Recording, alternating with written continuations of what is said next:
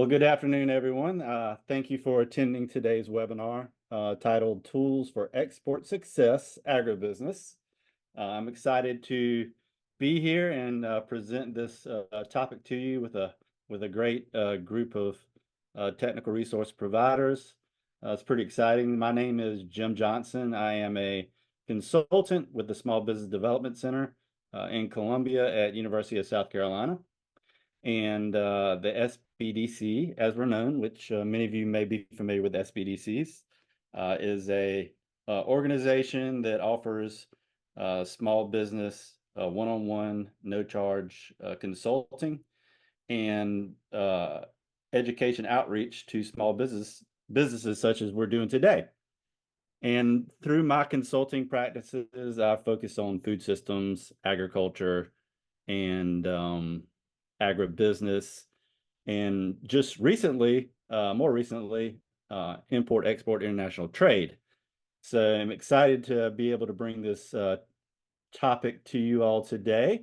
And with this webinar, everyone will receive a survey, which will come out, should come out to you tomorrow. We would love for you to fill that survey and give us your feedback. It really helps our organization to determine how we improve our webinars and trainings in the future. So watch out for that survey, and please fill that out when you get it.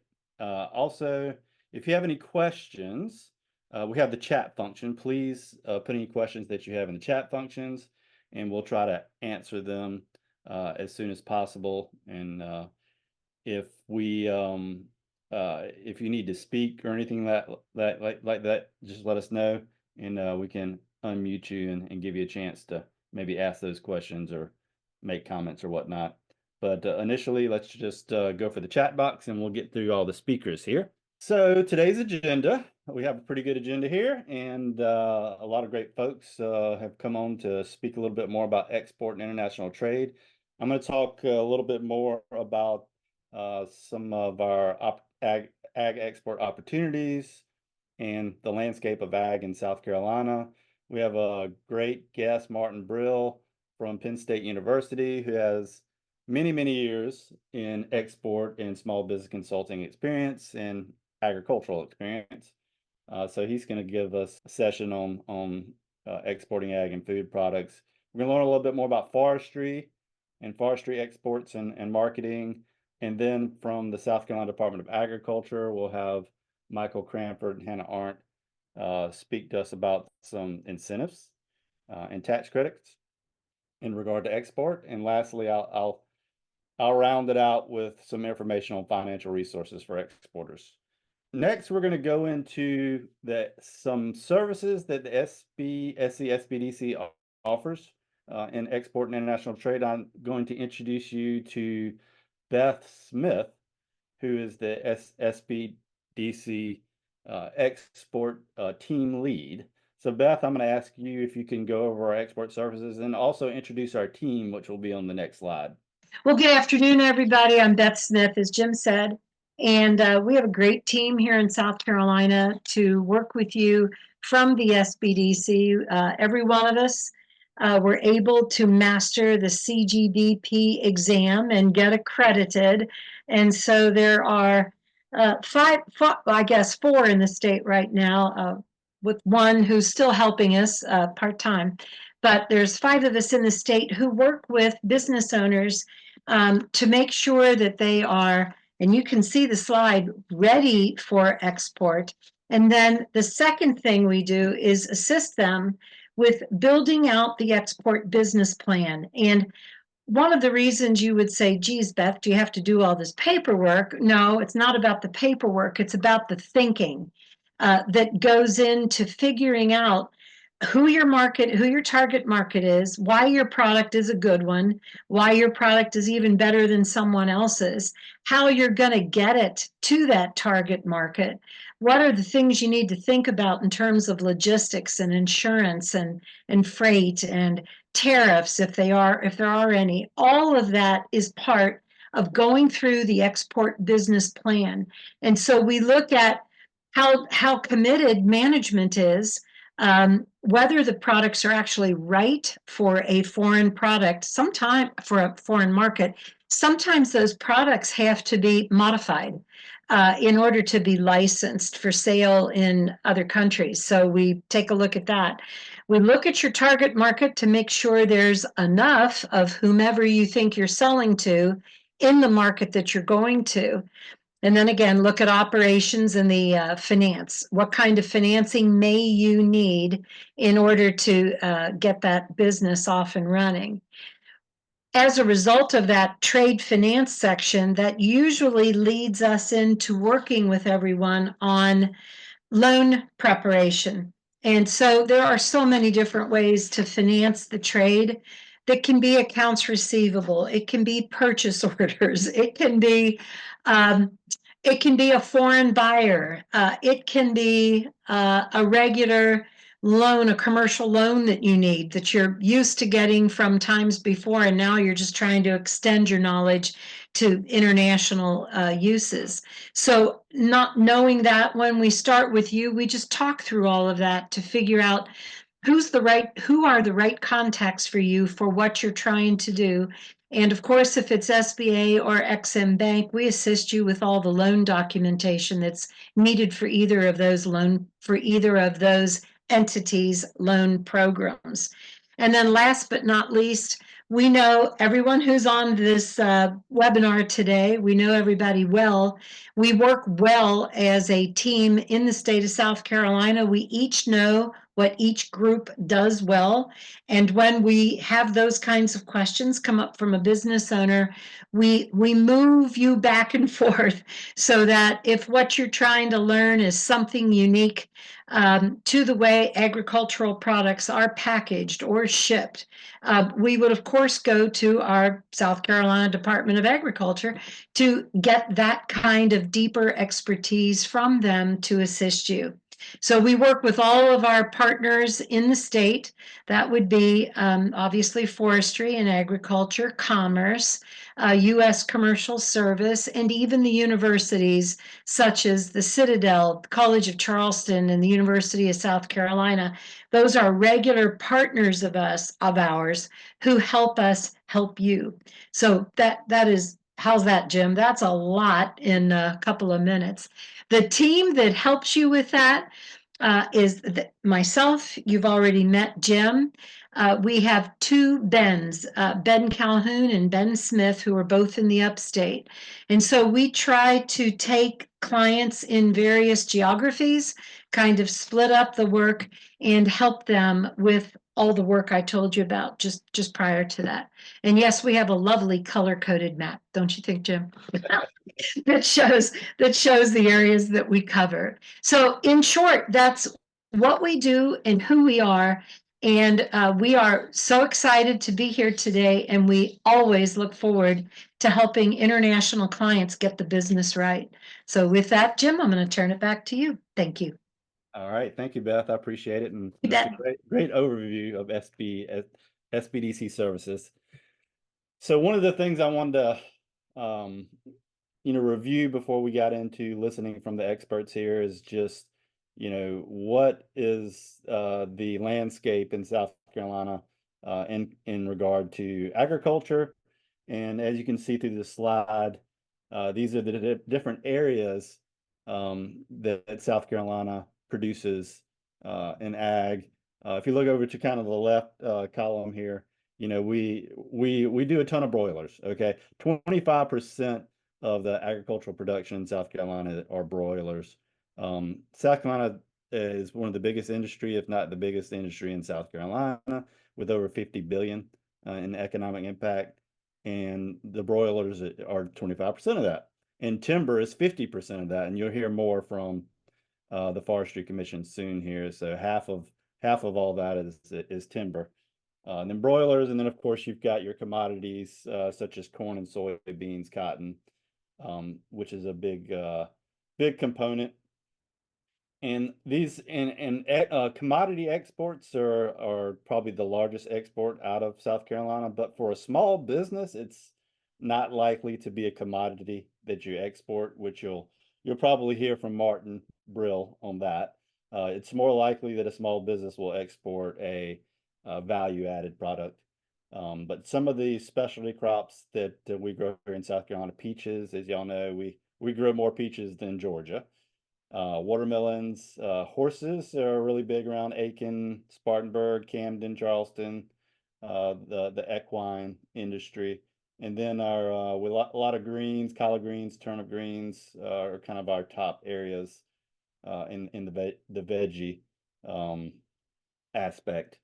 So just wanted to kind of give you that context here of some of the things that we do grow. And South Carolina Department of Agriculture, who's on the webinar today, they have created a strategic plan on areas that they see that they like to prioritize and see growth in the future coming out of South Carolina. So there's 6 areas that they focus on. One is agricultural technologies, food manufacturing, which is a value-added process, beverage manufacturing, controlled environmental ag, floriculture, and turf grass and food distribution. So that's just keep that in mind. That's where they see the focus of agricultural production moving in the future. And as far as top exports in South Carolina overall, forestry products are the 9th largest export in the state, and foodstuffs and basic agricultural materials are number 10. So you can see that agricultural products round out the top 10 products exported from South Carolina. So you can see there's a lot going on there. And I also wanted to mention these 2 documents and these resources, the Global Food Marketer and U.S. Foods Link, Specialty Foods. I'm going to move this on over here and kind of show you this Global Food Marketer. This is published on a monthly basis and by the Food Export Association or Council, which I thought this is a good document because they kind of highlight different areas of trends and concern around food export. So if you can keep up with what's going on there. Another thing I wanted to show you through this is they feature different markets. So in this particular edition or issue, they're featuring Singapore, and with Singapore, they're highlighting the top U.S. food exports to Singapore. So you can kind of see, well, am I doing chocolate or animal fats, processed vegetables? Maybe I'm a good candidate, or maybe Singapore is a good candidate market for us. And Beth mentioned, part of what SBDC does and some of these other resource providers is market research to help you understand if South Korea is actually a good market for you. So I thought this was kind of neat, and just an example of ways that you can, look in the markets and see if it's right for you initially when you're exploring that. Something else I wanted to show was a lot of the success stories and the features in these documents are around value-added foods. So these are not commodities, as you can see. These are foods that have been packaged and value added to them, and then they're exported. And that's a lot of what you're going to see in small business export. So with that, I think I am finished up with a little extra time here because I want to get you over to our special guest, Martin Brill. Martin is with us from Pennsylvania. Martin's been with the Kurztown and Penn State SBDC for 26 years, and he is now currently the coordinator for the Agricultural Center of Excellence at Penn State SBDC, Penn State University. He has just years and years of experience in ag and food and also export. So this is great. I'm glad we're able to bring his expertise to this webinar. And without further ado, I'm going to bring up his, bring up the slideshow here and hand it over to you, Martin. Thank you, Jim.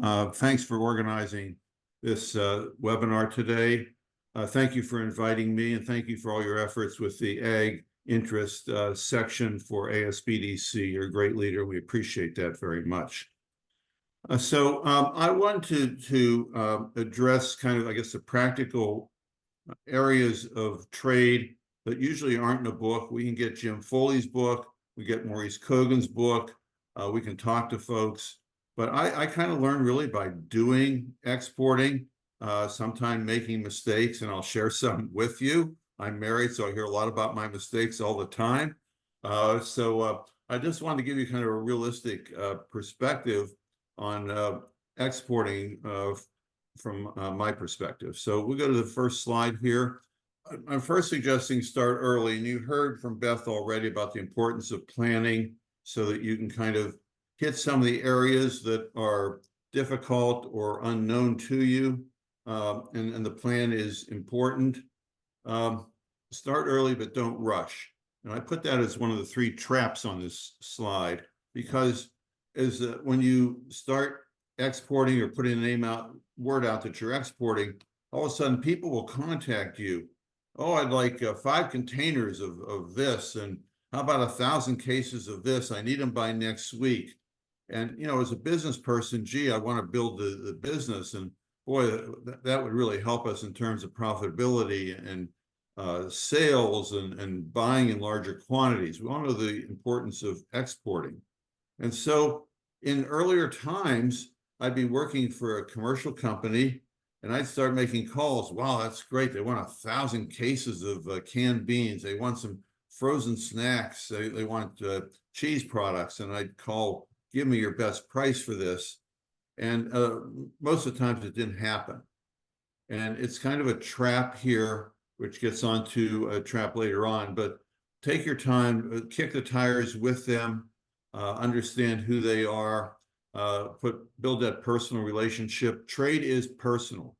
And I've worked with companies that are actually better credit risks in the countries and where they're located. That meant they went to extraordinary lengths to get us paid, even when their country put in all kinds of restraints on transfer of dollars outside the country, on artificial exchange rates. So that personal connection is key. And by the way, a lot of things really get screwed up in the trade transaction with food. You can count on almost one thing going wrong per transaction. I'm not trying to be discouraging, but I am going to be realistic. And so I have lots of examples where we were shipping regularly to a grocery chain in Lebanon, and I sent out written messages to the warehouse. I put it a voicemail at the time, and I've got 2 shipments going out the same day. What you know is some of the products got on the wrong shipment going to Lebanon. Long story short, is they actually liked the products that went there by mistake and started ordering them on a regular basis. This wouldn't have happened if we didn't have a personal relationship with them. They said, geez, these folks are just incompetent. They're a bunch of idiots. And I, as the export manager, was going to take the heat for that. Instead, they said, well, we understand things happen, and we actually like the product. We'll pay you for it. And that was the result of building a personal relationship over time. When I first joined Cisco Foods, they said, we don't care what you do, but don't risk any sales here by any bad receivables. We don't want to have any write-offs. You create an export payment policy, and that's what you're going to follow. Well, I really didn't know what to do. So I made one up. I put it on our letterhead. I called it export payment policy. And I said, here are the terms and conditions for how we will get paid as a company. And so we will accept cash in advance. That's a no-brainer. I will work under a letter of credit, which I think was referenced earlier under kind of the export financing. But I want to see that letter of credit ahead of time. I want to see a pre-advised text of that letter of credit. I'm going to sit down with our own people. Can we meet those deadlines? I'm going to sit down with our bank. Can you confirm this letter of credit? Are the timeframes realistic? Are there any traps in that letter of credit? That was part 2. Part 3, I would accept shipment under XM Bank insurance. We got XM Bank, which you'll hear about later, from insurance agent, broker there, and that's the way to get XM Bank insurance. I think it's the best and easiest way to do it. Very inexpensive, even for the margins that we have in food. it was less than 1% in all cases, sometimes about a half of 1%. So I put that in writing, and I thought that'd be a nice tool internally. Well, it was, to the extent that I went to see the credit manager when I was going to have a new client come on board. And at one point he said, "Get out of here. Don't want to see you." What's wrong, Bill? You're a better credit judge than the company itself, meaning Cisco Corporation. You have no write-offs. You do what you want. Don't bother me anymore. That's kind of nice. The other part of it was I would show this policy to our clients, and they would say, "Okay, I understand." So instead of arguing with me on payment terms and they want 30 days or 60 days open account, I say, "Here's the policy. It's in writing. I've signed it. I've dated it. This is what I have to live with." And so for trade shows or individual meetings, I always had a copy with me, and this was a great service to me, and actually saved some time and I think negotiation. We got exclusivity a lot of times. So once you're out there, kind of people know you, and all of a sudden they say, "Well, we like your products." Let's say it's a value-added product, a jam, just for instance, and we want exclusivity for all of Europe or for a certain country. We had this face this all the time in Kuwait, and we were hesitant to give exclusivity, and we'd say, "Well, we didn't know what to do with that at first." Okay, we wanted the business. We're trying to build a business. These people are real. They speak English. Seems like they have some money, but can they really perform? So what we did is actually set up a kind of a screen and said exclusivity is earned, and that's why we put it in our agreements, based on your performance, based on the quality of communication, and based on the timeliness of payment, is whatever terms that we agreed upon. And if you follow this rubric for, let's say, a year or 2 years, depending on what we put in the agreement, and meet these kind of goals, then we'll grant you exclusivity. And if you don't, you understand that we can't do that. And that sort of diffused the exclusivity there. So it is a trap up front, but I think if you kind of confront that early on, again, and have that in writing in the agreement, everybody's on the same page, and that discussion kind of went away. Shopping or buying, again, it's kind of people asking for large amounts, or what's your price on X? And that got into commodities sometime, or chicken parts. Chickens, you mentioned chickens early on, Jim. Wigs and wogs and broilers, and what's your price for 5 containers going to West Africa? We want to package this way or that way. So first I'd be shopping, and I'd be calling our suppliers. Well, why are they dealing here? We know a lot of the chicken comes out of Georgia, out of South Carolina, North Carolina. They're not unionized. They have ports that are efficient and can handle this. Well, they contacted me, and we'd like to build a business and all this. A lot of times they were shopping, and that's different from actually willing to buy. So I thought it was a trap. I would ask them, after I kind of learned this lesson, say, "What's your target price? Or what realistically are you going to pay for the product per pound or per container here, so we can figure that out?" So that kind of scared away a lot of people, and that saved us a lot of time in kind of creating a lot of quotes that were going nowhere. I suggest start small. Test the supply line. Maybe you have to change the ingredients, or maybe you have to sticker the product. Maybe you have to have a refrigerated container. So all these things can be problematic in terms of, can you get the product manufactured? Can you get the product ready for shipment at the right time? So I like to start small, because if the customer or prospect's angry at you, at least you haven't lost very much money. I want to see if they pay us on time as they say they're going to. So I could afford a couple $100 loss. I couldn't afford a big loss, or I'd be out of a job. So, and you say, well, they're dealing in Western Europe, and we dealt with Western Europe quite a bit. And we actually shipped to some officers' clubs in Germany and dealt with a private company there. But guess what? The payments sometimes were delayed. Sometimes the numbers were misappropriated within the bank transfer, and we didn't get paid as regularly as we wanted to, compared to other countries, including developing countries, including the Middle East, including Kazakhstan, where I sold a lot of product to, were paid every time on time. So just because they're from here rather than there, you think, well, that makes that's easy to do. But I would just start small, trial order, see how it goes.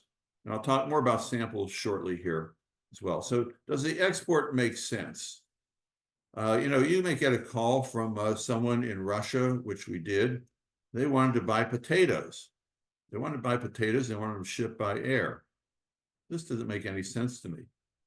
But actually, it was a legitimate transaction. We did ship potatoes by air to Russia. It was for a special reception there. This was in the days before Putin.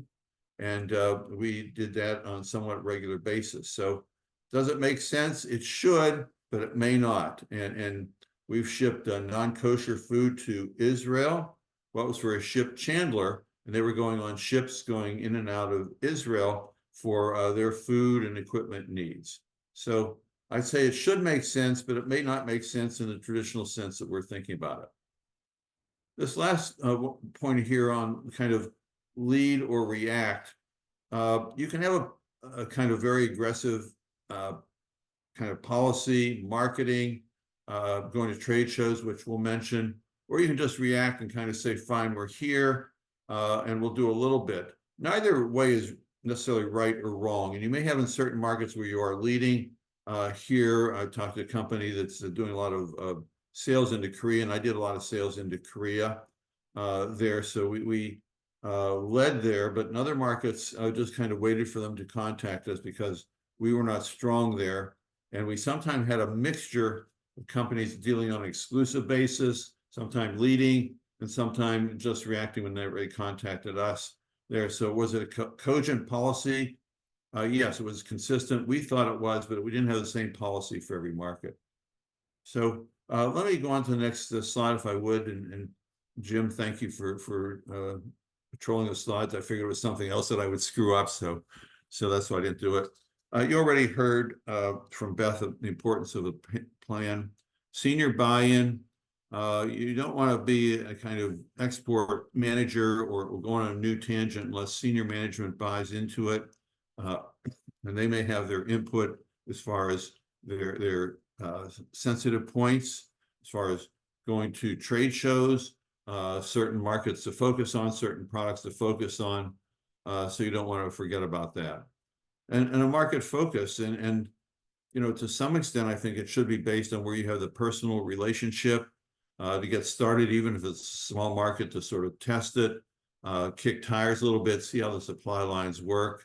And how are you going to sell? Are you going to sell directly to the importer, directly to the processor, through a distributor? So you may have, again, different models for different markets. I think that's okay. But to just have an idea of how you want to sell into a certain market there. And I think that ought to be incorporated into a plan with some of the other elements that I'm talking to you about. So here's one you might not expect, kind of a sample policy.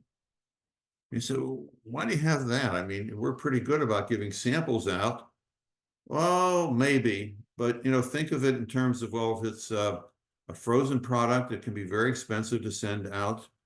Here, even in a small amount, you have to buy dry ice. You have to package it in a certain way. It might have to be inspected by USDA or US Commerce Department. So each sample could be $500 by the time you're done. Another way to look at this is when we were exhibiting at several trade shows, we were very good about samples. We brought over lots of product and we were sampling because that's what kind of American companies do. We got cynical about this. We kind of thought that the Europeans came to our booth to eat and then they went to the European booth to place orders. So we kind of created our own sample policy and said, we're happy to provide reasonable samples under these terms and conditions. First, $25 is free, something like that. Or we'll take the cost of the samples off your first order there, so you in a way get them free after you place an order. Or all samples have a cost of X amount here because of packaging and shipping and all that. And so we scared off some people that way as well. And I'm happy we did that because the real customers wanted to actually get products and sample it, see how it goes in the market, maybe test and taste the product. So they were willing to pay for those samples. And by the way, I was at a Food Marketing Institute trade show in Chicago some years ago, and also the NRA, the National Restaurant Association show. And in their kind of guidelines, they say, do not sample. I said, people sample, just kind of eat and run. And that's not a good use of your budget or time. If you want to have some nice sample products, even in a package, you want to share it with them, that's fine, but kind of screen that and just have a few of those available for the real buyers. So we kind of created a sample policy, probably save some money and some time that way, and I'd ask you to think about that as well. Just to kind of getting specific, there are a lot of great FAS, Foreign Agriculture Service reports, the GAIN reports. There, I put the website there. That's great background information on very specific countries and very specific products. And of course, the FAS attaches and U.S. Commercial Service are great resources, both for information if you're going to a market, either to a trade show or meeting with a specific customer or prospect. I recommend trying to create an appointment with them, visit them. They may know these people. They may know some of the ropes of the country specifics. And I can tell you when something gets, not if, but when something gets stuck in customs, they are great helps in getting these products freed. 2 times this happened to me, both times on Christmas Eve, no less. I was working a little late in the office, and I get a call. It was very similar. They're both food products. One was a snack product. The other was a fish feed product, one in Venezuela and one in Korea. They shipped product and it was stuck in customs. And they're contacting me, and I'm just at the SBDC. I'm not an agriculture attaché. I'm not a big shot in the government. They said, our product's stuck. It has to clear customs for various reasons right away. And so I said, what are you calling me for? They said, we need your help. We need to do this right now. What can you do for us? Oh, I said, well, I don't know. So thinking quickly, I said, we're sending an urgent fax, I guess at the time, maybe an email, to the ambassador, to the FAS attaché, explain the product, the problem, explaining why this needs to be cleared right away. Both cases, these were free the day after Christmas or 2 days after Christmas. So they work well for us for information, but also when you really need them. We were in Costa Rica, and we had a meeting with the U.S. Embassy there. I don't recall if they had a FAS attaché there, but we met with the commercial service, and we kind of got a sense of the rhythm of the country. And things that are different here, which we'll talk about culture a little later, but folks do things differently in different cultures. We know that. All of you on the call probably know that. In terms of Americans, kind of like sit down and get right to the fact. What's the deal? What's the business? Sometime in Japan, that's not that way. They want to know you. In France, they want to talk to you a little bit and see how polite you are and see if you really have the understanding of the transaction. You have the interest of the company in mind. Can you deliver the company if necessary? So it's important, the cultural aspects here, and the attachés can help us with that. In Costa Rica, they said, look, you'll be meeting with some top people, but they usually have a secretary with them. Do not neglect the secretary. Talk equally to him or her, as you would to the head of the company. If you don't, afterwards they have a meeting and they will say to you, well, you know, we don't think that you are a good fit for us because we're very egalitarian type of society, and we want everybody treated fairly and with dignity, and we don't think you did that. And also, we were at a big dinner, and we see these people coming out, look like big shots, and they're setting up tables and serving food. What's going on here? What was the president of the company actually out serving food there, because it's very participatory in Costa Rica, and they expected us to get up and help. And I said, let's get up. Come on, I got to help them set up like that. So just be aware of that. That's kind of a different culture from perhaps we have. We had export sales agreements. We thought they were very important to outline exclusivity, which I mentioned, outline pricing, outlining confidentiality, outlining when payment's going to take place, trade secrets, all that in writing, especially after kind of a trial period. We had kind of, and I speak on this at the NASBITE conferences, we had kind of a pretty good draft of an agreement there, which you can use and customize. Certainly run it past your lawyer. I'm not a lawyer, but I think you can get a lot of good information out in the export agreement and get the party to agree on that there. And that's kind of shows their buy-in as well. The bank relationship's key here, both for just wire transfers, letters of credit, to the extent you have a good contact there. What are you going to charge us for wire transfer? I would negotiate that ahead of time. If you have a good relationship, maybe they'll knock down the price. Can contact them. Well, we got a letter of credit in from Venezuela. What do you think about that? We're going to either say, well, we have correspondent bank relationships with these banks. So if it's one of these banks, we can work with them to confirm that letter of credit will cost you 1/4, 1%, or 1/2 of 1%, or something like that. Or we don't like anybody in Venezuela right now. It's too risky. There you get cash in advance, or don't bother doing it. So the kind of bank relationship is key to your success. Mentioned about bank lines. You may need to purchase product or containers in bigger quantities. So do you have the wherewithal to do that, or do you need to have a line of credit from your bank to do that? So all that's kind of part of the bank discussion. And of course, the freight forwarder, which was referenced earlier, key in a lot of different ways. How soon can you get a reefer, a refrigerated container? Oh, I want a high cube 40. I want a 53-footer here. Those all take time. So I like the bigger freight forwarders, the ones that had offices in these different countries, because we had questions sometime on tariffs or labeling. Maybe they could get us a container quicker, order us containers in advance. And the freight forwarder can help you with what's the exact cube and weight limitation on that container. There's lots of horror stories on how you load a container. So you won't really find this in the book, and I've kind of learned this, I guess, by experience. And that is, well, are you loading with pallets or without pallets? Who's paying for the cost of the pallets? Are you shrink wrapping on the pallets? Well, the pallets, you can only go a certain length on the in the container. Can you load on top of that or in between the pallets? Well, depending on the product, you can get extra product in there.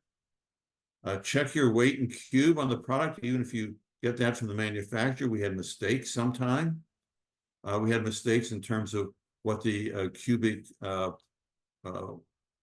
space was for snack products. And nothing's worse than getting special ordered product for a certain customer. It doesn't all fit in the container. And that has happened to me. And I had found out that the warehouse didn't load the container properly.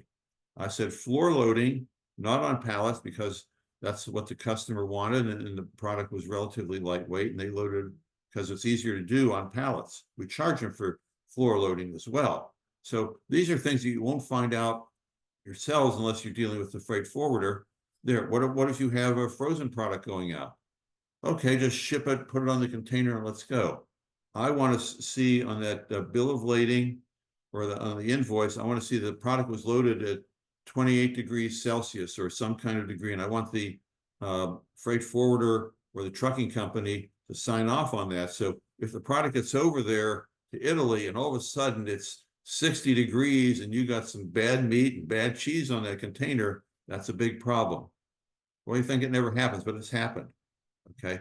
Fortunately, it wasn't our problem because the freight forwarder signed off that said that the product was loaded as 34 degrees Fahrenheit there, and that was the proper temperature for those products. So costs, and let me just talk about that because that's not always in the material either.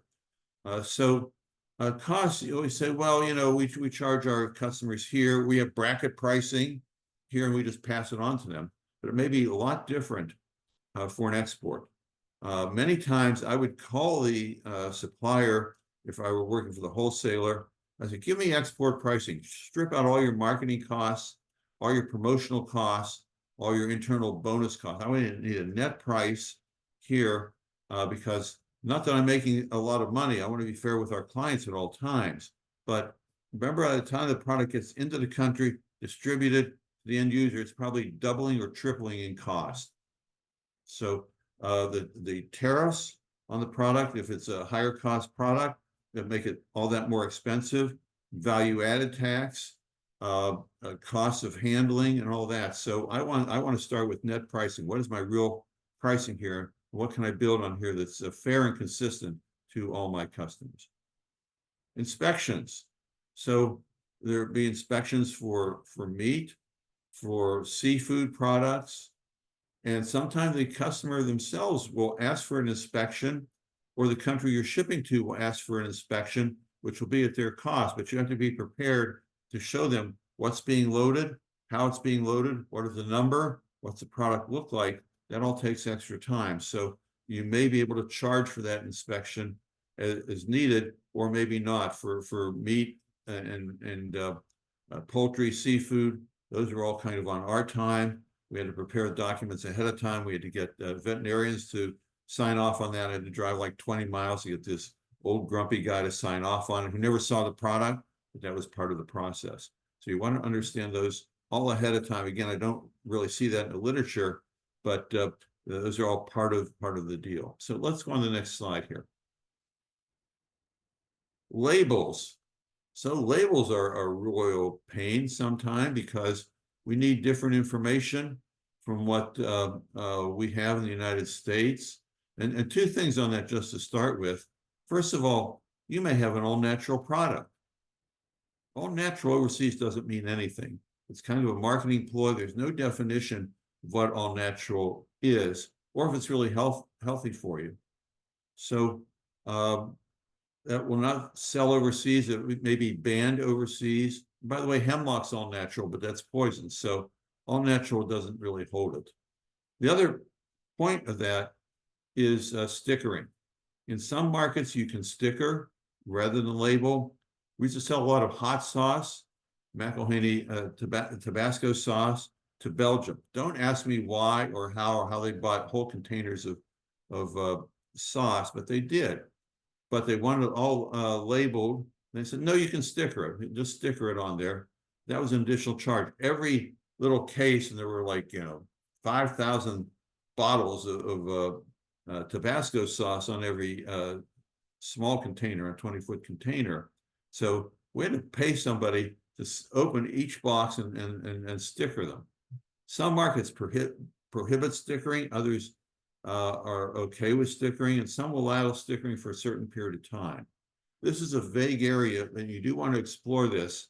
In exporting to Canada, sometimes they would allow stickering, and other times they turned back the product.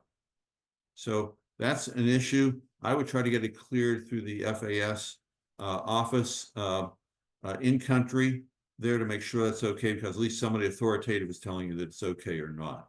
And by the way, the products coming in here, Jim mentioned also importing. So they all have to meet our standards here. So even though it was extra cost and a problem for us, the folks shipping product in here are supposed to label properly for the US market. That doesn't always happen. I can tell you many times you go into, especially some of the import smaller ethnic stores for Nepalese or Chinese or Filipino or other kind of products are just labeled in that country, and there's no labeling for the United States, but some products get in or sneak in that way. Canada was fairly inconsistent. If we're exporting to Ontario, US products get in there without problem. If we were exporting to Quebec, we had all kinds of problems. And sometimes product actually stopped at the border, or it went in through Ontario, then it was shipped over through Quebec. It was never checked. So that is an issue here in Canada for all of our good MCA relationships and USMCA agreements. There can be inconsistent there, so you want to be careful with that. Production expiration dates. So most US food products and a lot of non-food products have Best By, used before, or some kind of code XSZ 420. Okay, so it may be closed dating or it may be open dating. Other countries have very strict labeling requirements depending on the product and also the format of the product. So we generally use month, date, year if we're doing open dating, but they may use day, month, year because that's maybe more consistent with what they date everything else.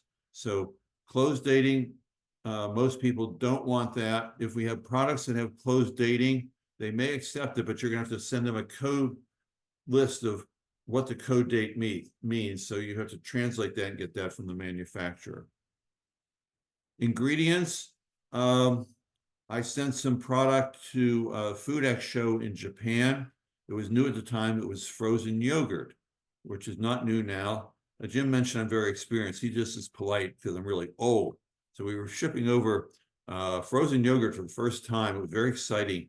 And the Japanese were really interested in that for the FoodX show. We're going to exhibit it with our state partners. I was in Maryland at the time. Well, the Japanese saw polysorbate 80 in the ingredients, and they threw it all out. We had no product to display at FoodX. We protested that. We said it wasn't going to the general public. It was going for display purposes only, but we got nowhere, never even heard back from them. Ingredients also can mean food coloring, food additives. That may not be allowed within that country. I think red number 3 is not allowed. There's a whole listing of things that are in our food products that are not allowed. This is very frustrating for us as manufacturers and exporters. And I wish that there was more harmonization at kind of, I guess, the international level with the trade talks that go on in WTO to say, fine, you know, these products, if they're unhealthy for us and in Europe, they shouldn't be allowed in our products as well. But there isn't. And so far that both the harmonization for labeling, for production expiration dates, declarations, ingredients are just all over the place. And nutritional declarations, how that reads and what order, as far as percentage, as far as weight, and all that can be different, and different declarations per different countries. So all that is kind of a mess. You may be interested to know that the U.S. Trade Representative's Office puts out a bulletin every year on non-tariff barriers, and that's what these are. That's what NTBS stands for, non-tariff barriers for U.S. products in overseas markets, and a lot of them are food products. So, you know, you can get a free copy of that. They're required by Congress every year to put this out. I believe it's all online today, and you can kind of read through that because some of your products may be on that list, and you might want to be aware of that. The European Union, where I also worked for a while, does put out, in retaliation, barriers to entering the U.S. Market, which includes a lot of food products as well. So just be aware of that and those documents if you're interested. They're both free. Let's go on to the next slide here. So kind of before you start, and kind of my concluding slide here, is think about the cultural considerations, how you negotiate, and things that are different in different countries. Doesn't mean that we're right and they're wrong all the time or anytime. It just means that they're different. Traveling with Phillips, Steve Phillips, going to Japan. He has, I don't know if you ever heard of Phillips food products. There are a lot of grocery stores now, crabs, frozen crab cakes, all different kind of crab products. He also had a canned crab soup, and he took that to Japan. And he was showing the Japanese the product, and they say, "Oh, there's a little scratch on this. What's the story with that?" You know, well, just a sample, you know, maybe that's somewhere in the production line. And Mr. Phillips, does this happen once every 10 cans, once every 100 cans, every can? I don't know, not important. It won't affect the product. It's not affecting the can or the integrity of the seal itself. They never bought the product because that was an important issue to them. To us, it would not particularly matter. Okay, packaging in Japan is very important. You pay a premium for all kind of packaging in Japan. I have gifts from Japan, including food, the packaging is so distinctive and impressive. I still have the packaging. I don't know where the products are, but I still have the packaging. You can go to globaledge.msu.edu. It's a free site. You can look at country commercial guides, which one of our presenters may mention, to get an overall picture of what's going on in the country. And you can Google, I don't have that here, but you can Google culture, and you get culture briefings on every country in the world, their mores and how they deal differently from us, so that you can be aware of that. So when you meet with them, you can be kind of on the same page and kind of start building that relationship I talked about.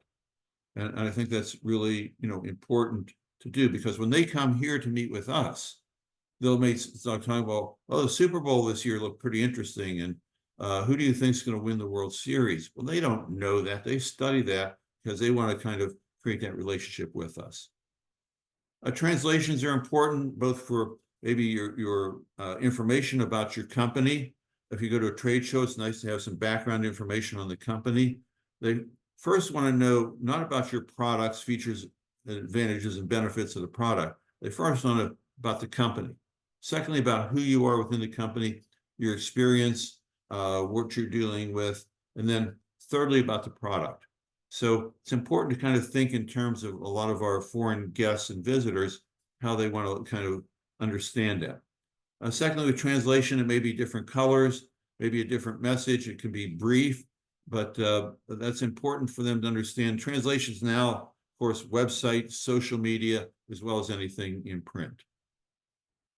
Something that you may not think about is export compliance. And I like export compliance, so I think it's very important for us to know who you're dealing with. So this is the website for Bureau of Industry and Security. I counsel all of my clients, including ones that are exporting food, to check those lists to make sure that none of the companies you're dealing with and individuals you're dealing with are on those lists. And I can tell you from experience, sometime I found people on the lists. In Russia, in Turkey, in Morocco, we pulled the plug. We discontinued that kind of conversation. On the other side of that, the U.S. government does allow exports to Iran and to Cuba for food products. You have to get a special permission from the U.S. Treasury Department, from OFAC, Office of Foreign Asset Control. You can get that permit, and you can export under certain conditions, not with letters of credit. You have to get payment by wire transfer, I believe in advance or at the time of shipment there, but you can deal in some countries normally you would not deal with. And that's kind of the only exception, that in prescription medicines in some of the countries that are hostile to the United States, or we really can't deal with them. I like to see on the pro forma the validity of the quote. So you issue a nice pro forma, and you have a date on it and what the products are and the price, and you sign it and all. I like to put on there, this quote is valid for 30 days or 60 days or some period of time. So it's not just a blank check and they come back to you in 6 months. Well, I'm ready to buy. Well, inflation and costs and shipping and all that have increased. I generally quote on a FAS or XWorks basis. So I'll quote XWorks, Baltimore, Maryland, XWorks, Columbia, South Carolina. I will not quote XWorks Columbia, because someone may be thinking, what is that, Columbia, Missouri? Is that the country of Columbia? So I would put the city, state, and the country there. So it's very clear that I'm quoting on an XWorks basis, unless they ask for a different kind of quote, the city, state, and the country. Export pricing, I mentioned that already. I won't belabor that. Trade shows are a great way. They're expensive. You're going to hear how you can kind of mitigate some of those costs through other speakers today. We've been to a lot of these trade shows. The preparation and work you put into it is well worth it to exhibit, to take what you want in terms of display materials, support materials as well. Go ahead of time, meet with people there, set up meetings during the show, before the show, after the show, so you get good use out of your hard-earned dollars going to these trade shows. Meet with the people at FAS or U.S. Commercial Service there to find out what they think about the country, about the market, about tariff, non-tariff barriers. So I think that pretty well concludes my remarks here. I want to thank you for your time here. At the end, I'm happy to answer any questions. And again, thank you to Jim and to Sarah and Emily for organizing the event today. Thank you very much, Martin. That was great review of the export process for ag and food. It is a lot of information, I'm sure, especially to those who are newer to export. But that's what your SBDC and other technical resource providers are there for. You know, this is being thrown at you, but we're here to help answer questions for you and help you understand that process better, or connect you with folks who do have the answers. So thank you, Martin. This is really great. I appreciate you presenting this to us. And at this point, I am going to turn it over to John Barlow. John Barlow is with the South Carolina Forestry Commission. And as I mentioned earlier, forestry is a huge part of agricultural exports in South Carolina. John Barlow assists South Carolina forest product companies in finding markets, and that includes exporting their products to foreign markets. So John, I'm going to turn it over to you. All right, can y'all see the presentation? Yes. All right. Today I'm just going to kind of go over what I do here with the Forestry Commission in our forest product marketing program. Just going to give you an overview of what we do with that program here.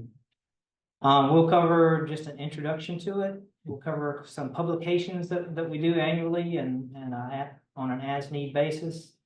Some of the 2023 activities that we participated in, and then some of the 2024 activities that we've done, and some that we still have remaining in our plan. The marketing program has been in existence for about 8 years now. I took over about a little bit less than 2 years ago. They created it with a goal to increase exports from South Carolina businesses.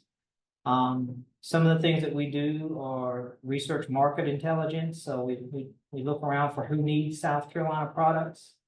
When we find that somebody needs them, another country, another state, whatever, we try to promote those products. We help, well, the Forestry Commission can't help, but these other companies that you're talking to today can help with market entry and expansion. So the Department of Commerce, Commercial Service, SBDC, SBA, SESTA, we work with all these groups. If someone is brand new to exporting and wants to get it, or has never exported and wants to get involved in it, then we would work with any of these companies, any of these groups that we need to get them started. And we do education. So people call me all the time asking, hey, who's sending this type of wood to South Carolina? Where can I get a hold of it? So we do education and answer questions and stuff like that.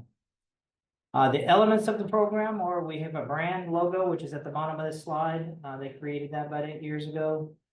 We do publications pertinent to the South Carolina businesses. So we do market reports, and I'll show you some of those, trip reports, annual trade reports. For actually finding new markets, we do trade missions. So we participate in outbound and inbound trade missions. We do some trade shows. I'm still new to those, but I've done a couple now and I'm starting to get used to them. We do export conferences like this one and workshops, and just whatever we can to help our companies get more comfortable with the process of exporting their products overseas. This is some of the publications that we do, the annual trade reports. I do these every year.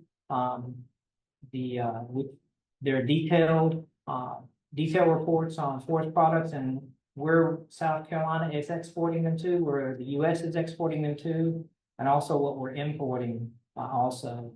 So who's purchasing South Carolina products, the trends in the data, and we assist in determining these reports help us determine where we will focus on the next couple of years.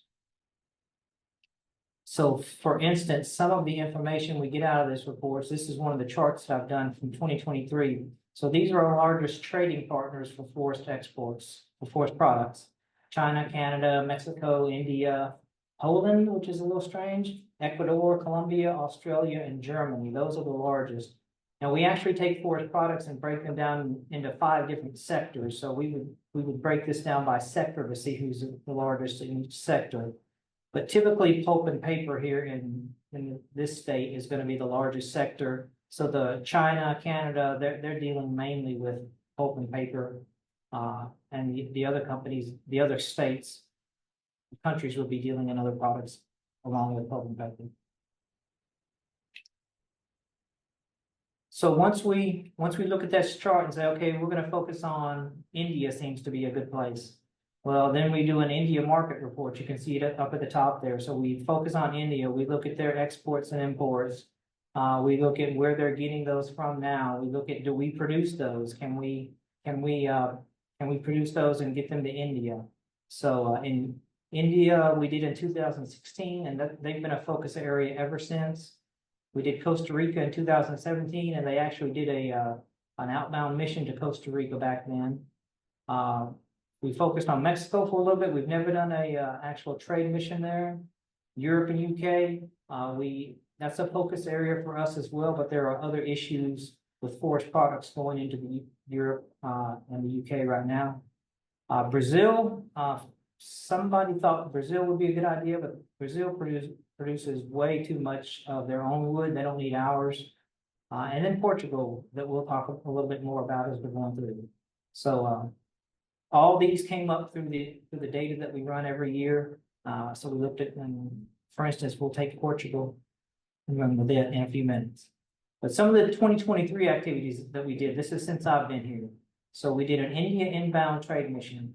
India is a big partner with us, especially for solid wood. You'll see that picture on the bottom there, the logs. We have 5 export yards here in the state, and all of them deal mainly with India. So India is a big purchaser of logs. So we brought a group of buyers over from India. We had a great day. It was in April 24th through 26th in Charleston. 3 Indian companies came, and we had 3 South Carolina companies that met with them. We did presentations for them to kind of teach them about our products and about how we make them here in South Carolina. We did a port tour. They really enjoy seeing stuff like that. We did an export yard tour, and then we had business to business meetings where we set each Indian company up with one of the South Carolina companies and let them discuss business for a bit. The big win that we've had from that so far is, last I heard, 150 containers of pine saw logs have been shipped to Dubai and India, and they were trying to make that a normal thing. So somebody had shipped out 150, and they were trying to get it, 400 or 500 a year. So we'll see how that. I don't know if that's happened yet or not, but I'm calling that one a win anyway. SUSTA is a group that I think someone from SUSTA is on here, but they're a group that I've learned about within the last year. So I joined up with them and became one of their activity managers. So because they have finances that they spend, they do trade missions as well, and it's a lot easier to let SUSTA handle a lot of the paperwork and getting everything set up than to do it yourself, which is what we typically do. So I'm trying to work with SUSTA more. They have a cost share, and they have as a marketing manager, an activity manager, you have a little bit more input on future trade missions. So I wanted that as well for the wood side of things. They're heavily focused on ag products, on food, and I'm just trying to, since wood is part of ag as well, we're trying to get them to focus a little bit more on the wood part of things. There was a China-Vietnam inbound trip that SUSTA sponsored that we did in 2023 as well. And we'll talk about that in a minute. We did an export seminar here last year. We had 2 South Carolina companies that attended. So it wasn't a big group, but anytime you get any company a little bit more educated on exporting, it's helpful. So we have presenters like this, the Department of Commerce, FBDC, the SBA, TD Bank, and John S. James and Hines and Gilson. So we had a good turnout, and one of the remarks from one of the companies was that was the most informative training he had ever been to. So we felt like that was good, even though it was a pretty small group. And then, like I said, SUSTA did a Vietnam and China inbound trade mission, or they sponsored it. So we had, it was October 10th to the 12th. We had 5 South Carolina companies. And we also had 4 Vietnamese and 4 Chinese companies that all came over. We toured the Wilmington port. We had a tour of Canfor out of Conway. That's a sawmill. We toured the Dillon Inland Port. And then we had business to business meetings between South Carolina companies and North Carolina companies with these Chinese and Vietnamese companies. As far as I know, no business has come out of that yet, but we're hopeful that it will in the future. One of the things that happened to the wood products, forest products in 2023, we had a pretty bad year in South Carolina. In October of 2022, Sunoco in Hartsville went 100% recycled, which means they're no longer buying roundwood. So there was a lot of roundwood going to that mill that suddenly needed a home. Then in March of 2023, Pactive Evergreen up in Canton, North Carolina, closed after 100 years. They bought all their pine out of South Carolina, so there's more wood looking for a home. In May of 2023, West Rock at Charleston closed.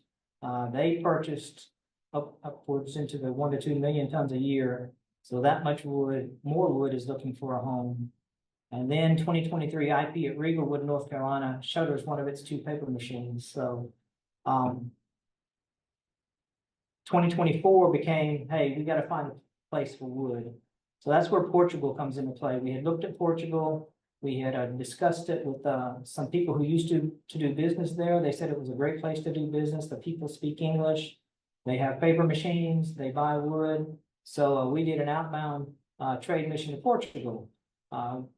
April 29th through May 3rd, we met with 4 companies, 3 of them Portuguese and 1 of them Spanish. We toured the port of Porto.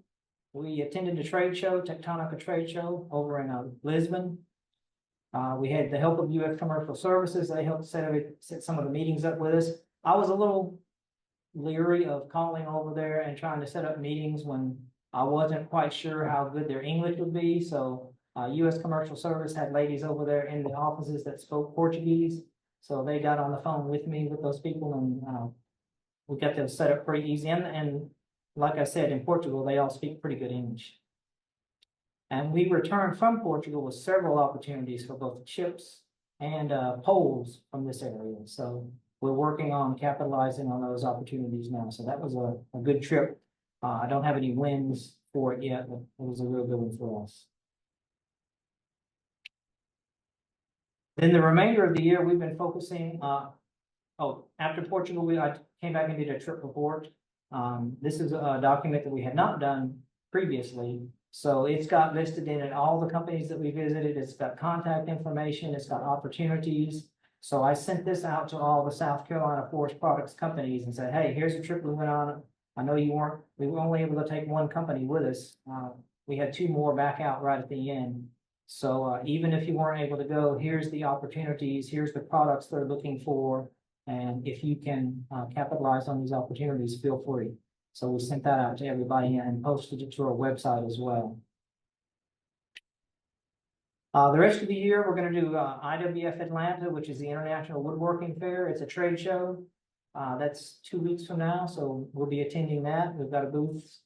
So we're getting everything set up. So the last time they went, they met a lot of people, and which is why you'll see this next focus area. The last time they were in Atlanta 2 years ago, they had a lot of Turkish people come by. Turkey has a big MDF, multiple density fiberboard, or OSB. They have a big panel industry. And so they're always looking for wood. And we met several Turkish people the last time we were at this event. So we're going this time to see who we can meet again. But knowing that we need homes for a large amount of wood now, we decided to focus on Turkey this year as well. So later this fall, we plan to take a trip to Turkey. We know they need product. We just don't know how difficult it would be to get it there right now. So, but it's a trip we're going to take for South Carolina companies. So we'll be putting that out to them soon, and hopefully some of them will take us up on going this. So that's what we do for forest products here in the state. Thank you, John. I appreciate that presentation. I'm sure that, yeah, just knowing how much we've lost over the last year is kind of surprising. It is. Yeah, and then y'all having to find new markets for that. We appreciate what you do for sure. Hopefully some of those markets will pan out. Some of the things that we deal with are fumigation. Europe's real, we used to fumigate, so nobody wants anybody else's bugs. Wood could have bugs in it, so we typically fumigate wood before it goes to another country. Europe has decided they'll no longer accept a methyl bromide fumigation, which is what we've used for years. But they won't tell us what they want. And APHIS, the USDA, is studying it, and they've been studying it for a couple of years now too. So at the moment, we cannot ship anything into Europe. So we're just kind of holding off because we'd love to send Portugal some chips, but we can't. So we're waiting. That's just some of the issues that we deal with here. And then Europe's got this EUDR coming up, which is a deforestation regulation that they're going to enact at the end of this year, which doesn't make any sense. Even the European countries are asking them not to enact it, but they're going to do it anyway, and that's going to keep most wood out of Europe. So I'm not sure what's going to happen with that yet. Very interesting. Well, I just want to remind everybody, we'll be sending these resources out in an email to all the attendees. So the information, the website links to the South Carolina Forestry Commission, we'll send that out as well. But thank you, John. We appreciate it. We're going to shift over to the South Carolina Department of Agriculture now, and I'm going to ask Michael Cranford to speak to us a little bit more about SUSTA. John just mentioned SUSTA. Michael is going to go more in detail about SUSTA, their cost shares and SCDA support. And Michael is the market development manager, coordinator. Is that what your title is now? You're on mute. Yes, I'm market development manager, and now as part of that too, I'll serve as the SUSTA coordinator for the CDA as well. Okay, well, thank you. Appreciate you coming on, and look forward to hearing more about SUSTA here. All right, I'll share my screen real quick. John mentioned earlier SUSTA, so that's the Southern United States Trade Association. So around the country, there's several devoted trade associations that help small businesses to export. Within Southeast, that's SUSTA, and their focus is on food, agricultural products, and as Sean mentioned with the Forestry Commission, one of those products is Southern Yellow Pine. So that's one of their kind of focus areas: agricultural commodities and food products. Let's see. Oh, there we go. Sorry about that. So exporting is a good way of diversifying your markets. Obviously, there's more than just what's in the US. 95% of the world's population is outside of the US. So that's a whole new market to tap into. Again, too, there's the common made in the USA where people kind of associate it with higher quality, better goods. So that kind of provides competitive advantage as well. And also, how many people, I guess, here would go to a place like, like a world market or something like that and go through the shelves looking at products from other countries. I know that I do that, like to try different things, and it's kind of the same way in other countries too. So getting your product out there can kind of stand out for people outside of the U.S. So that's just kind of reasons to export. But going back into what SUSTA is, so SUSTA is an association that helps small companies in the southern United States promote value-added U.S. food and agricultural products to foreign markets. So again, focus area is value-added food and agricultural products. So it started back in 1973, and it provides a variety of kind of resources and support for agricultural and food businesses that are looking to export. So that slide here kind of mentions export helpline and export readiness training. I'll kind of mention that a little bit more further on. And so SUSTA works with the USDA's agricultural trade offices all around the world to get you kind of most up-to-date information for those markets. So I believe there's close to 75 of these trade offices around the world. And so SUSTA works with these on your behalf to kind of connect you to those different markets, help you understand those markets and what you need to do to sell there. So just kind of, again, this is SUSTA's kind of target area. So South Carolina, we're one of the member states for SUSTA, but I also know too, there's businesses, they're often, they might be based in multiple states.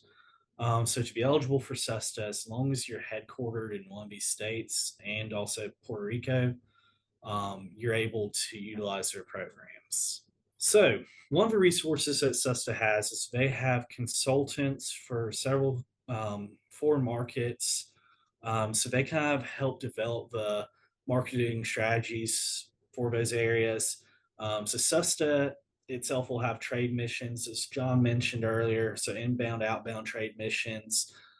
These consultants work with kind of your project managers to figure out what the needs are in these countries, what they are wanting to see in their markets, and then really help to kind of make those connections to the actual buyers in those countries.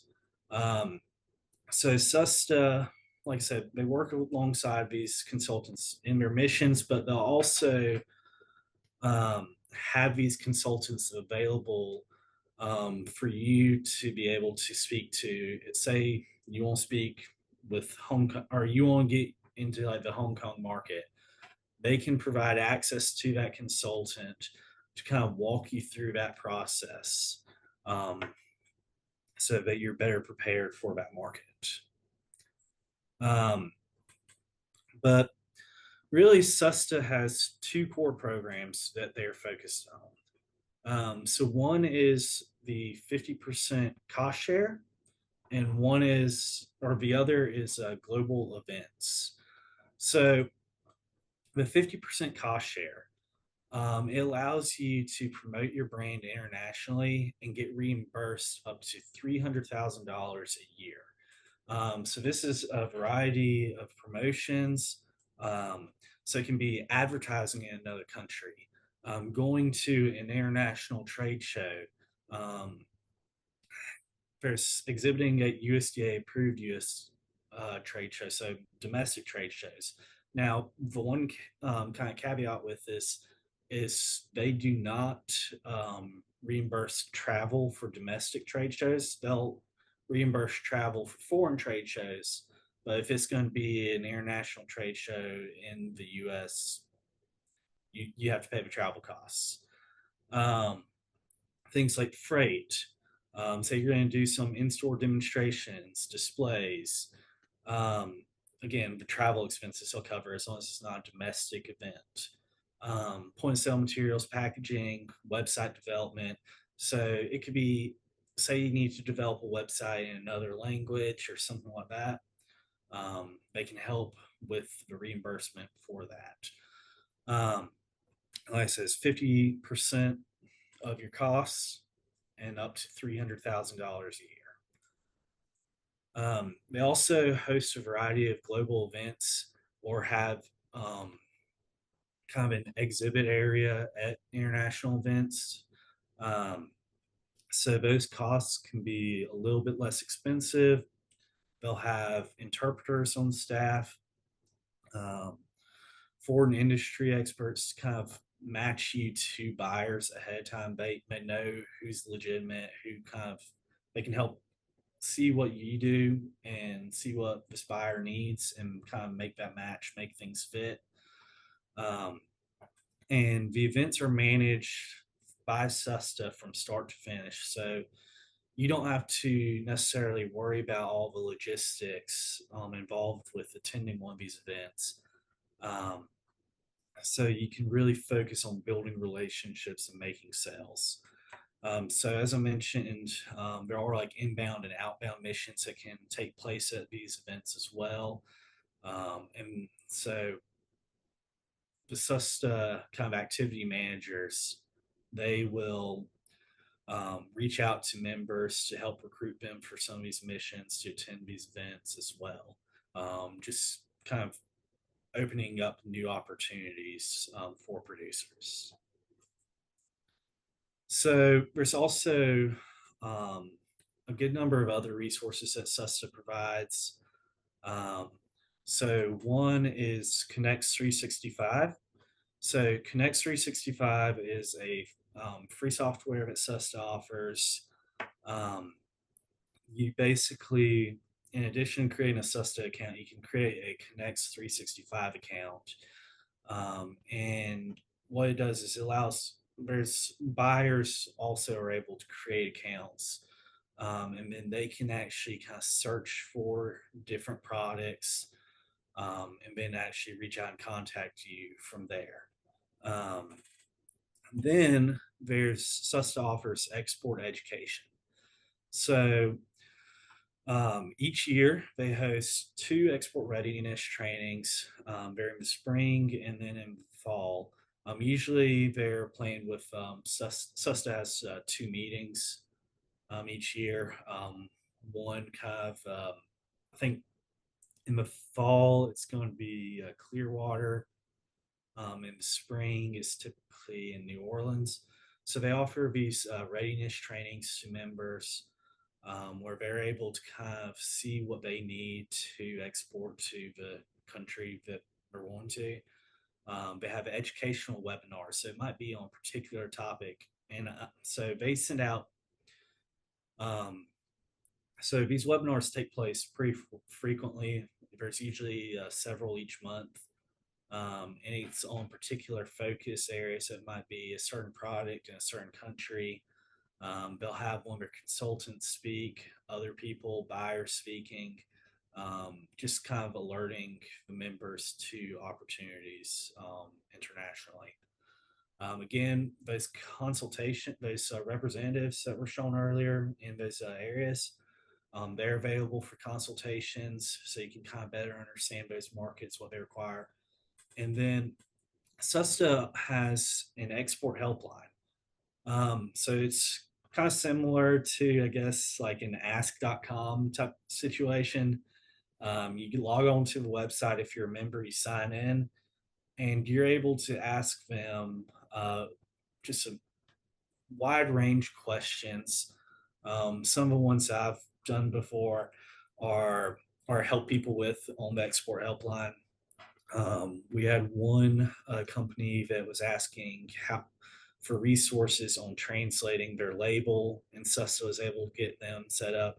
Kind of how to navigate some of the, I guess, legislation in other areas. So John mentioned earlier, kind of some of the regulations that Europe has with wood. So they're able to kind of help you navigate what regulations exist in various countries. And then they can also help with things like making sure your labels are in compliance, that sort of thing. So they're available. The export helpline is just kind of search bar. You type in or a contact form. They get back to you pretty quickly, usually within the next day or two. And it's a good way to get a quick response regarding your questions for export. So with SUSTA, to be a member, you do have to meet several eligibility requirements. So one, you have to be headquartered in the SUSTA region. So that's basically that map from a few slides back, which if everybody here is from South Carolina and you're headquartered in South Carolina, congrats, you're eligible from that standpoint. The other thing is your company has to be in good standing with your Secretary of State, and you have to be a small business by the Small Business Administration size standards. So what does that kind of mean, and it really kind of differs based on your um, what your company actually does. So for most agricultural, like for just like a farm, like an agricultural producer, it's going to be less than $1 million in annual receipts. Um, Now, if you're a manufacturer or you're making like baked goods or something like a specialty food item, then that definition is typically going to be like 1,000 employees or less. Um, but on the SESTA website, you can kind of click, pull this up. There's actually a PDF when you click that Small Business Administration size standards, and it tells you exactly what it is for each type of industry, and you can determine whether or not you fit in there. So, in terms of sales volume, you have to have $50,000 in actual annual sales. Your product has to have a brand too. Um, and then here's kind of a tricky one. Do your products contain at least 50% US agriculture? So this is determined by the weight of your product. It doesn't include water and your packaging. So it's strictly your product. I had one producer reach out to me and ask, he's a coffee maker. He asked me if his product was eligible. Well, based on the weight of the product, it would be eligible as long as the coffee was produced in either, which there's not a lot of coffee grown in South Carolina. So there is a few areas though, like Hawaii, Puerto Rico, some of the other US territories, where then it would be eligible. But again, it has to be at least 50% US agriculture by weight. And then one of the other things that people struggle with, does your packaging contain an eligible U.S. origin statement? So that's something like Made in America, product of Kentucky. Unfortunately, the Certified South Carolina program that the Department of Agriculture has is not yet an eligible label. The reason for that is that our sticker says Certified SC product or Certified SC grown. And so they want the state to be fully spelled out. Um, so with that, when you're going to be exporting and you want to take part in SUSTA programs, you have to submit kind of copies of your labels, and they have to have that statement somewhere that is either made in South Carolina spelled out or made in the USA. I think earlier we discussed kind of adding stickers to the labels. SUSTA does allow that, but again, it kind of depends on the country that you're shipping to whether or not it's allowed. But for eligibility for SUSTA, the sticker is allowed. So how to get started or getting involved with SUSTA?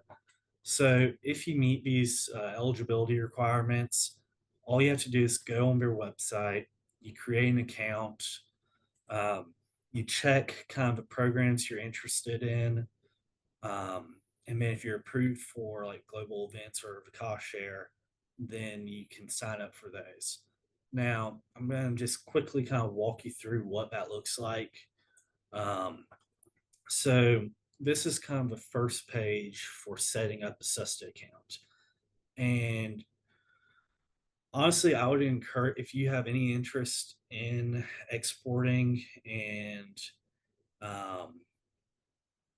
you meet those eligibility requirements, I would go ahead and fill out this form, get started.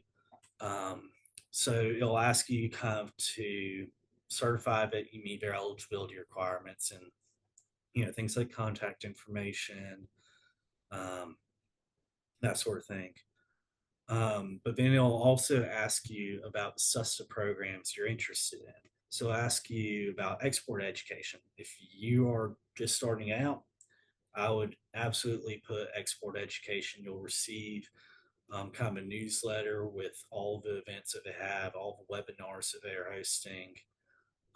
Now, with global events and 50% cost share, you will only check this if you're planning to utilize those programs that year. So, if you're not planning to utilize their 50% cost share for trade shows that year or attend a global event that year, you won't leave those blank.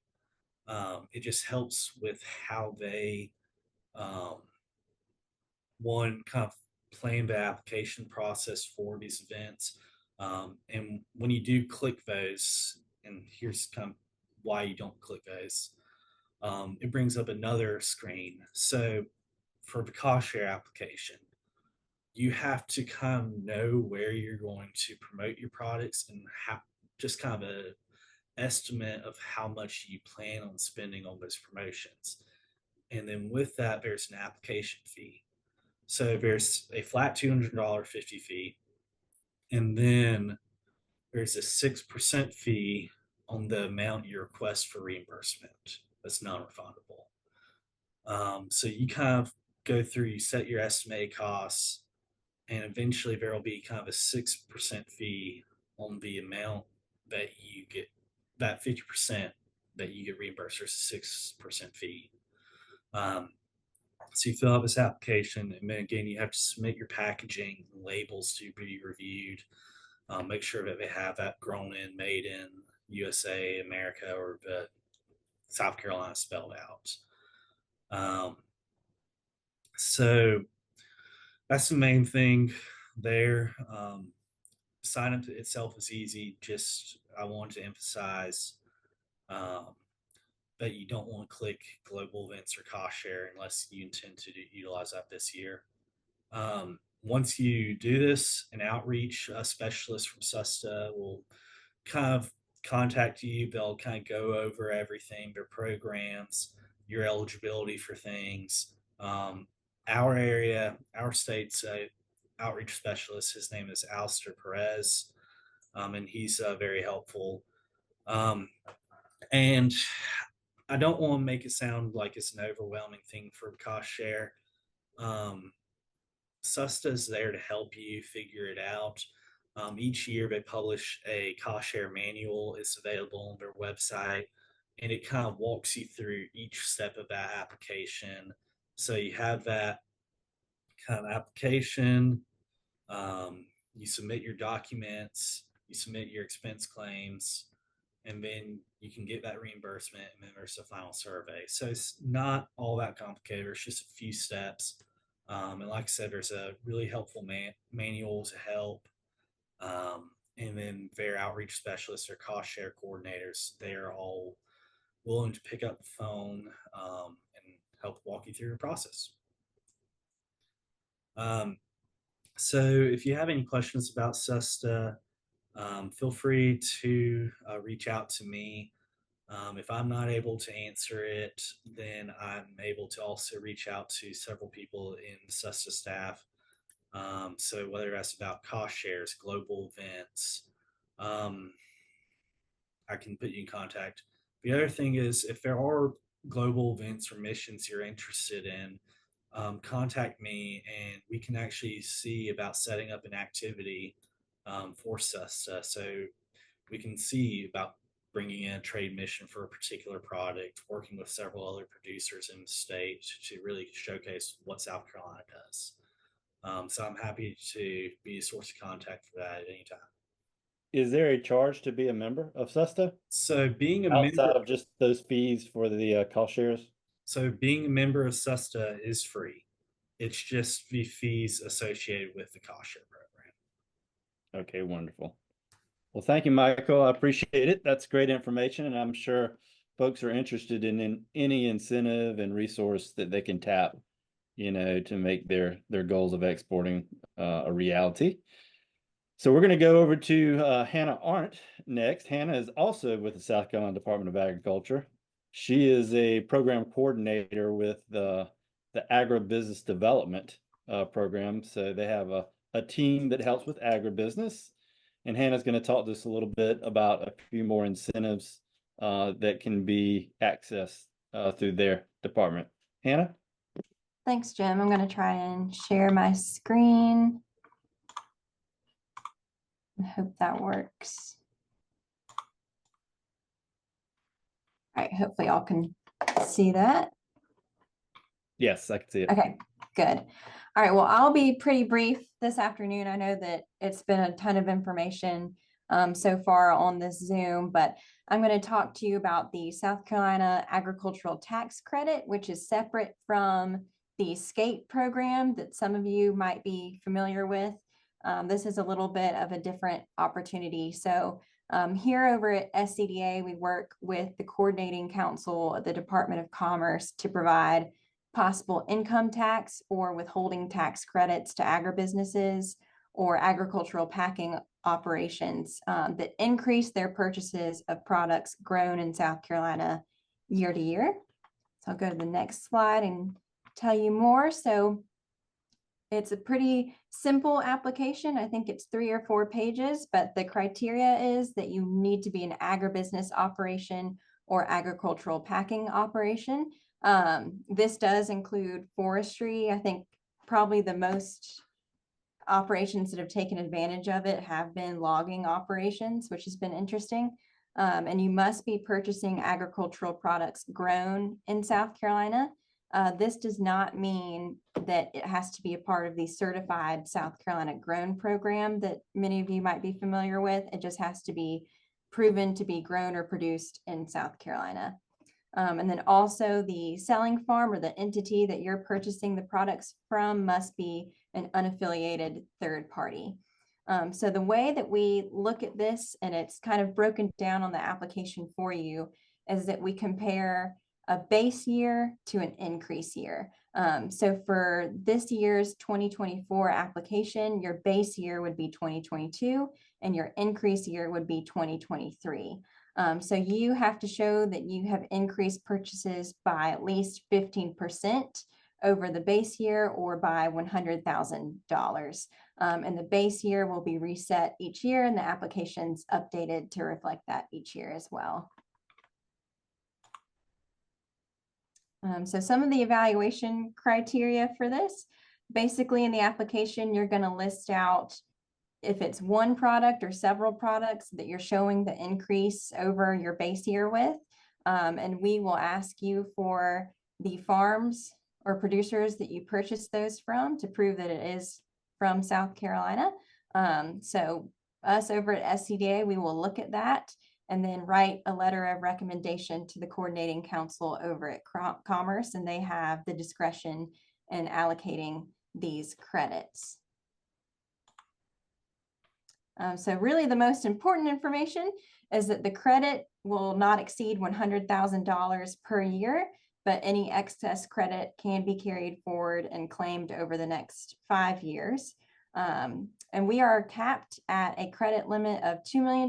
So that just means we can't give out more than $2 million every year. We have not had very many operations take advantage of it. So we've been able to give out the maximum $100,000 credit to every applicant the past few years, which has been very nice. But one thing to keep in mind, it's a program that once you find out about it, it can be hard to apply for because you have to keep track of your yearly expenses and the farms that you're purchasing from.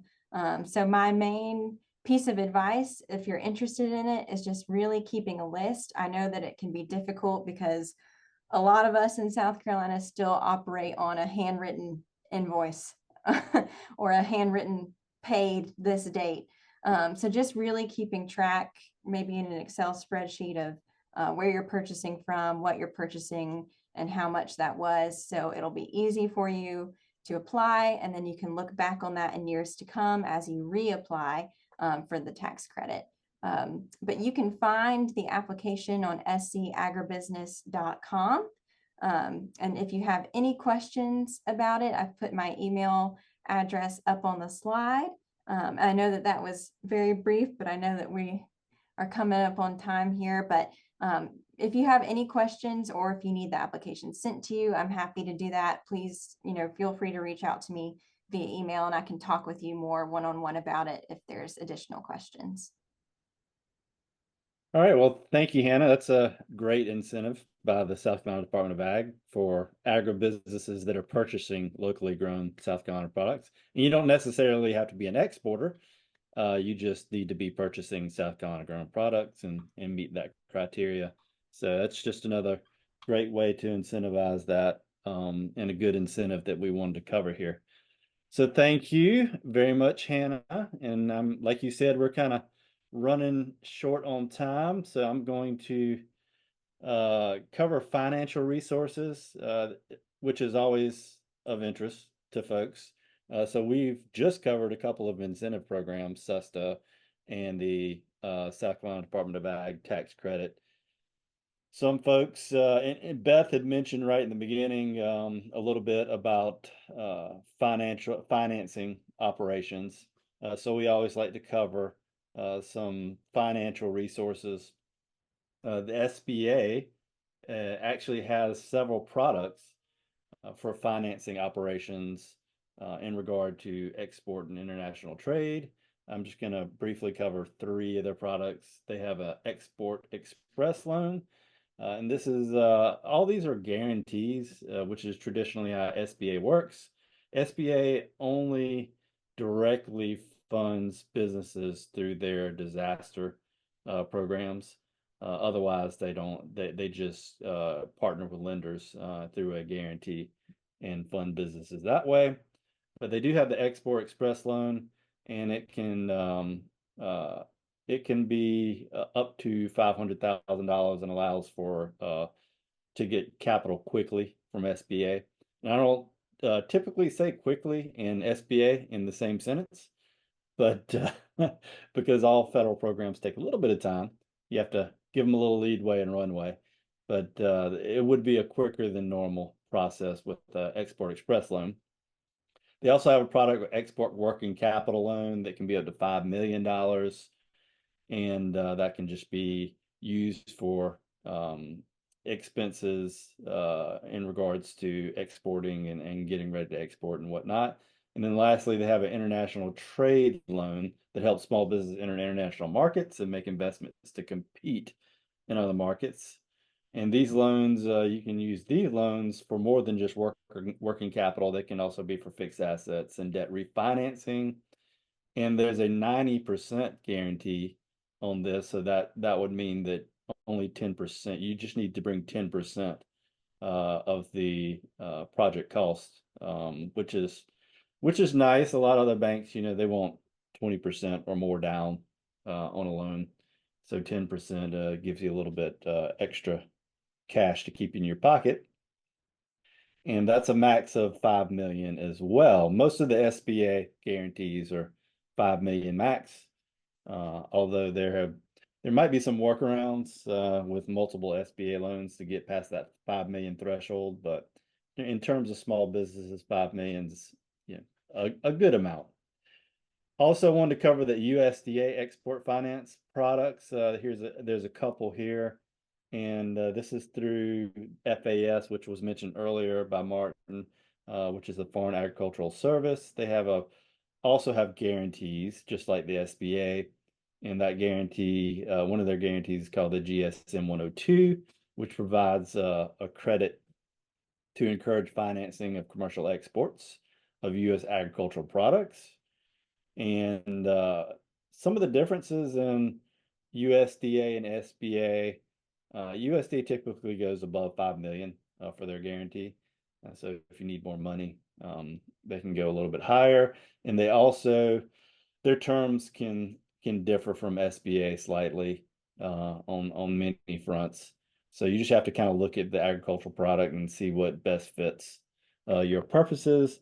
They also have a facility guarantee program, which is a credit for infrastructure improvements in countries where demand for those agricultural products may be limited. So this way they can help build out facilities, storage facilities, handling and distribution capabilities. So very interesting products. And what's not listed here are other USDA guarantees like the Rural Development Business and Industry Loans or guarantees. loans and guarantees on that side. Rural development has a lot of access to both guarantees and direct loans. It's not necessarily for export purposes, but could be used in relation depending on what your financing goals are. Also want to cover the SC Commerce STEP program. This is another incentive similar to SUSTA, but there's not a fee to apply like SUSTA. It does cover similar activities such as marketing activities in foreign markets, translation on websites, trade shows, those type of things. This STEP program it's an SBA incentive, and it's not a cost share, so you just receive a certain amount of money that would be applied towards your activity. But we're not talking about a whole lot of money. I mean, you're talking several thousands of dollars versus SUSTA had talked about up to 300,000. This is much smaller incentive, but it can be very helpful. And another thing to consider, though, if you're interested in SUSTA and you're interested in STEP, in my experience, these are both federal funded programs. So you would not be able to stack a STEP and a SUSTA incentive, because especially for the same activity, because the federal government doesn't allow you to kind of duplicate how you spend those funds. So most likely you would not be able to do STEP and SUSTA for the same activity. Although South Carolina Department of Commerce has a program called SCOPE, which is state funded, and it's kind of like state money versus STEP, which is SBA or federal money. So SCOPE you could probably use and stack it with a SUSTA. You know, you have to apply for this STEP and SCOPE through the South Carolina Department of Commerce, and there are eligibility requirements just like SUSTA. And part of that is you need to be an existing business, and you also need to either be in export right now, meaning you have performed some exporting activities, or you can be new to export, but you need some pretty extensive business planning. I think if you're existing or if you're new to export, you need that, you have to have a marketing plan, an export marketing plan. And that's where SBDC comes in. And Commerce will come to us a lot of times. Folks are interested in the STEP program. They don't have a marketing export plan. They come to SBDC and we help them get that marketing plan together. And then they can apply for this STEP program. So another great incentive available from the state of South Carolina to add to the other incentives here that you've heard today. So with that, I'd like to thank everybody. We're coming up on our time of 2 hours. A lot of information over a lot of time there, 2 hours. Appreciate you sticking with us to the end. I want to thank all of our speakers today and everyone who contributed to this webinar. I'll also say we're going to send out, again, I'm going to reiterate, we'll send out information about all the resources you've heard about today. If you have questions, please email us, contact us. That's what we're there for. We want to be able to answer those questions for you, get you in the right space, and make sure that you can be successful in your goals and objectives. Also, I'll mention again, you'll receive a survey in the next day or so on this webinar. Please complete that survey and let us know, what you like, what we can do better, how we can better serve small businesses in South Carolina. Also, be sending out these slideshows again. But I'll end it with again saying thanks to all the panelists here today. We really appreciate it. And thanks for all attendees. And we hope that you have a great week and let us know if we can help. Take care.